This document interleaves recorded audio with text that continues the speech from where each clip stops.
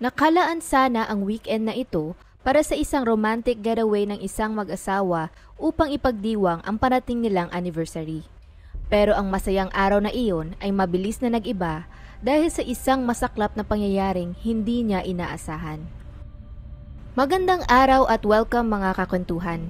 Sa mga taong mahilig sa mga true stories, true crime at kakaibang kwento, please subscribe and i-turn on ang notification bell para lagi kayong updated sa ating mga videos. Ngayon, simulan na natin ang kwentuhan. Sa state ng New Hampshire, may matatagpuan kang maliit na bayan na tinatawag na Plymouth. Nakatira doon mula pagkabata ang isang dalagang nagngangalang Emily Swartz na pinanganak noong July 25, 1999. Lumaki siya kasama ang kanyang mga magulang na sina Randy at Adrian at inilalarawan nila si Emily bilang isang bibo at masayahing bata. Sa kanyang paglaki, nag-aral ito sa Concord High School sa New Hampshire at sumasali din ito sa cross-country na isa sa mga ini-enjoy niyang hobby. Sa kasamaang palad nang siya ay teenager pa lamang, naghiwalay ang kanyang mga magulang na upang mapekto sa kanya ng lubos. Nanatili siya sa kustodiya ng kanyang ina at tumira kasama nito at ang bagong stepfather niyang si David. Gayunpaman, pinanatili pa rin ni Emily ang matatag na ugnayan sa ama at regular na nakikipag-usap dito. Kalaunan, nang siya ay nasa hustong gulang na, nakakuha siya ng accreditation bilang isang licensed nursing assistant pagkatapos makumpleto ang programa ng taong 2019. Si Emily ay isang dalagang may busilak na kalooban na nakakahanap ng kasiyahan sa pag-aalaga at pagtulong sa ibang tao. Ito mismo ang dahilan kung bakit nagsumikap siyang maging professional sa larangang medikal. Ang pagiging licensed nursing assistant ay stepping stone din para sa kanya upang maabot ang mas malaking pangarap niyang maging isang cosmetologist. Nauunawaan kasi ni Emily na ang kumpiyansa sa sarili ay napaka-importante. Kaya nais niyang tulungan ng iba na mas makaramdam noon. Isang bagay din kasi ito na kahit siya minsan ay nahihirapan din sa kanyang sarili. First quarter ng taong 2020, may nakilala siyang isang lalaki na higit pa na mas matanda sa kanya na nagngangalang Joseph Ferlazo Jr. Sa edad na 40, ito ay halos doble na ng edad ng dalaga pero ika nga nila, age doesn't matter kaya hindi iyon naging issue sa kanya. Kalaunan, tuluyan na itong na-inlove kay Joseph at para sa kanya, siya na ang taong tinakda ng tadhana na mamahalin niya habang buhay. Si Joseph ay isang licensed tattoo artist na nagtatrabaho sa parlor sa New Hampshire at ibang kalapit na state sa Vermont. Sa paglipas ng panahon, lumalim pa ang kanilang relasyon na noong October 12, 2020, si Emily Swartz ay opisyal nang naging Mrs. Ferlazo. Nang may lisensya na sa pagiging nurse at may boyfriend na ngayon ay naging asawa pa niya, tila ba ang lahat ng bagay ay umaayon kay Emily. Masasabi mo rin na siya ay may magandang buhay na pinapangarap lamang ng iba. Sa loob ng mga sumunod na buwan, mukhang naging maayos din ang kanilang pagsasamang dalawa. Bagaman ang pamilya ng ama ni Emily ay hindi nagkaroon ng sapat na pagkakataon na makilala si Joseph, dahil sa palaging nagbabago o nakakancel ang plano ng kanilang pagkikita, na-meet naman nila ito ng isang beses sa unang taon ng mag-asawa. Ngunit ang pagtatagpong iyon ay tila ba may kakaiba. Naalala ng pamilya na parang may hindi masyadong nag-click sa kanya noong unang beses nila itong nakilala. Maliban pa doon, may mga galos at pasa din si Emily na parehong napansin ng kanyang ina at mga kaibigan. Ngunit kapag sila ay nagtatanong tungkol dito, nagbibigay lamang ito ng iba't ibang palusot. Kaya sa kabila ng kanilang pag-aalala, nagpasya na lamang silang huwag manghimasok sa buhay ng mag-asawa. Taglagas ng sumunod na taon, October 2021, malapit nang magdiwang ng kanilang unang anniversary, sina Emily at Joseph. Dagdag pa doon, kinonvert din nila ang kanilang Chevrolet Express bus na sasakyan sa isang ganap na camper van. Ngayon, nang may sarili ng bahay na may gulong at espesyal na anniversary na paparating, nagpasya silang i-celebrate ito sa pamamagitan ng pagpunta sa burol ng Vermont upang mag-relax at lumayo muna ng konti sa magulong buhay sa syudad. Nilisan ng mag-asawa ang New Hampshire noong October 15, 2021 at nagmaneho pakanluran patungo sa Vermont. Nang sumapit ang gabi, nagpahinga sila sa isang Airbnb sa Bolton na isang maliit na bayan sa western foothills ng bundok. Ang lokasyon nito ay malapit lang din sa Bolton Valley Resort. Pero nang sumunod na umaga, ang kanilang mga plano ay biglang nagbago dahil hindi naging maganda ang ihip ng hangin sa kanilang dalawa.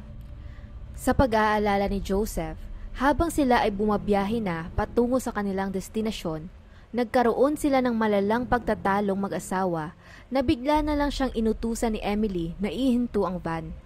At pagkatapos naman niyang sundin iyon, bumaba si Emily sa van at naglakad mag-isa papalayo papunta sa Route 2.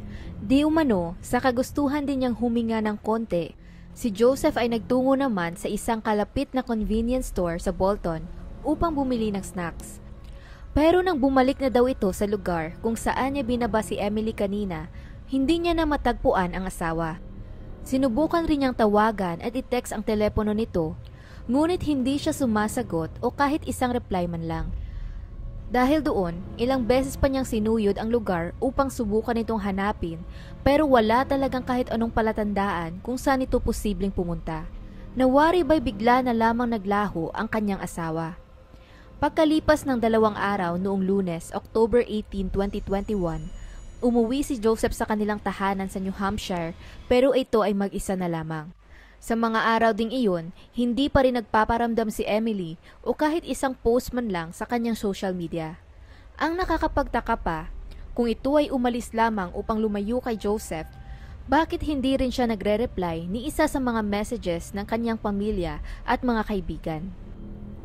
Di tumagal, nakarating ang balita ng pagkawala ni Emily sa kanyang mga magulang na ilang araw na rin nag-aalala sa kalagayan nito simula nang hindi na nila ito makontak. Nang punto na ring iyon, ipinaliwanag ni Joseph sa pamilya nito ang tungkol sa pagtatalo nila at pag-alis ni Emily na hindi naman mapaniwalaan ng kanyang mga magulang. Kilala nila ang kanilang anak at alam nilang hindi ito basta-bastang aalis na lang nang wala sa plano at nang hindi nagpapaalam kung saan man ito pupunta. Lalong-lalo na ang maglakad papasok sa gubat ng mag-isa. Kaya kahit pa napansin nilang maraming nag-iba sa personalidad nito ng nakaraang taon, ikinagulat pa rin nila ang mga nangyari. Isa pang obserbasyon nila, tila ba may kakaiba rin sa pagkilos ni Joseph nang nakita nila ito. Halos hindi ito mapakali at nakakapagtaka ring umuwi ito dala ang ibang sasakyan. Ang camper van na ilang buwan nilang inayos at dinisenyong mag-asawa ay bigla na lang napalitan ng Jeep Wrangler. At walang sino man sa kanila ang nakakaintindi kung bakit. Nang lumubog na ang araw, lalo pang lumala ang pagkabalisa at pag-aalala nila sa kalagayan ni Emily. Dahil sa pagtakbo ng oras, ang posibilidad na baka ito ay nawala lang sa gubat o di naman kaya ay nawala ng signal ay unti-unti nang nababawasan. Kaya nang mismong gabing iyon, nagpasya na silang mag-file ng missing persons report sa pulisya. Bilang pagresponde, ginalugad ng mga otoridad ang area ng gubat malapit sa highway kung saan ito huling nakita. Pero dahil na rin sa kakulangan ng media coverage, maliit lang ang nabuo nilang search party upang tumulong sa paghahanap. This morning, police are trying to track down a missing New Hampshire woman who was last seen in Bolton. Troopers say 22-year-old Emily Ferlazzo had been staying at an Airbnb with her husband. They say on Saturday she got out of a car she was riding in and started walking along Route 2. Investigators say she was last seen after an argument with her husband. Troopers say when her husband went to a store close by to pick her up, she was nowhere to be found. Mga kalagitnaan ng araw ng Martes, nagpalabas naman ng anunsyo ang pulisya na hinahanap nila si Joseph dahil hindi na nila ito matagpuan o makontak man lang ng nakaraang 24 oras. At ang dahilan kung bakit nais nilang itong makausap ay sobrang nakakabahala. Nang nakaraang gabi, nakatanggap ang pulisya ng tawag mula sa taong nagpakilala bilang kaibigan ni Joseph. Ayon sa kanya, Kakatawag lang nito sa 911 pagkatapos niyang ipagtabuyan si Joseph palabas ng kanyang sasakyan dahil di umano nagtapat ito sa kanya na pinatay niya ang sariling asawa. Dagdag pa doon, sinabi niya ang lokasyon ng kanilang camper van at kung saan matatagpuan ang katawan ni Emily. Kalaunan, pagkatapos sundan ang natanggap nilang lead, nahanap nga nila ang camper van ng mag-asawa sa isang property sa Marlbrook Lane na matatagpuan sa bayan ng St. Albans. Nang araw ding iyon, ang isa sa mga police officers na nakarinig sa reports at tinandaan ang mukha ni Joseph ay natagpuan ito sa loob ng isang convenience store mga bandang hapon. Technically, dahil wala silang search warrant, hindi sana nila pwedeng basta pasukin ang van ng legal at gayon din ang arestuhin si Joseph nang walang sapat na ebidensya. Ngunit pagkatapos nila itong pakiusapan, voluntaryo naman itong sumama sa kanila papunta sa estasyon. At doon, ipinagtapat niya sa pulisya ang kanyang nagawang krimen. Sa interogasyon, ibinulgar na rin sa wakas ni Joseph ang kanyang pinakainiingatang lihim, na ang asawa niya ay hindi talaga nawawala at na hindi rin nagsisinungaling ang kanyang kaibigang si Spencer. At ang katotohanan ay pinatay ni Joseph ang kanyang asawa noong umaga ng October 16. Pagkatanggap ng impormasyong iyon, nakakuha din sila ng search warrant para sa Chevrolet Express van kung saan pagkapasok nila sa loob, tumambad sa kanila ang malungkot at nakakakilabot na eksena. Sa banyo, may natagpuan silang 8 garbage bags at nang binuksan nila ang isa sa mga ito, may nakita silang putol na binti na walang mga paa. Habang ang laman naman ng iba pang garbage bags ay ang mga iba pang natitirang bahagi ng katawan ng tao. Ang mga sumusunod ay ang ikinuwento ni Joseph kung paano humantong doon ang masaya sana nilang anibersaryo. Umaga ng October 16, 2021, nagkaroon sila ng isang malaking pagtatalong mag-asawa na humantong sa matinding sigawan. Ngunit hindi totoo na pinahinto niya ang van at naglakad papalayo. Sa halip, humiga si Emily sa kama upang pakalmahin ang kanyang sarili, habang si Joseph naman ay kinuha ang kanyang baril bago pinuntahan ang asawa sa kwarto at barilin ito sa ulo ng 2 beses nang malapitan.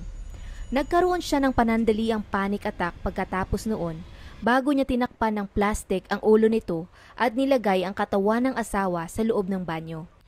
Dito na siya nagmaneho patungo sa Waterbury, kung saan kumain pa siya ng agahan kasama ng kanyang kapatid na babae at ng boyfriend nito. Pagkatapos nilang kumain, dinala naman niya ang van patungo sa isang bakanteng lote kung saan ito nahanap ng pulisya kalaunan.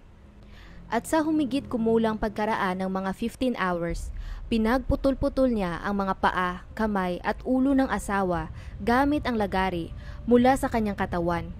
Pagkatapos, nilagay niya ang mga iyon sa mga garbage bags at tinago sa loob ng banyo. Pagkagawa niya ng hindi masikmurang bagay na ito sa kanyang asawa, nagdesisyon itong umuwi mag-isa sa New Hampshire at humarap sa pamilya ni Emily. Ang lagari at baril na ginamit niya sa krimen ay pareho ding nakita ng pulisya sa loob ng van.